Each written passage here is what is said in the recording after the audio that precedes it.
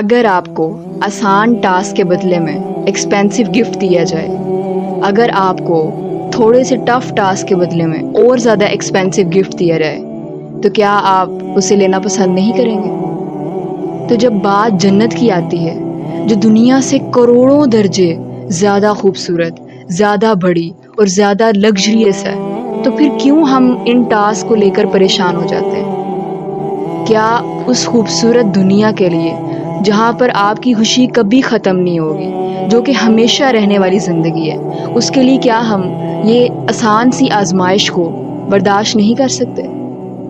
Problem یہ ہے کہ ہمیں جنت کو بہت کم کر کے دکھایا جاتا ہے، اس کی جو پکچر ہمارے مائنڈ میں ڈرا کی جاتی ہے وہ بہت لو اور بورنگ سی دکھائی جاتی ہے، جبکہ ایسا نہیں ہے۔ جنت تو ایک ایسی دنیا ہے، ایک ایسی باقی رہنے والی زندگی ہے جس کے بارے میں اور آپ تصور بھی نہیں کر سکتے۔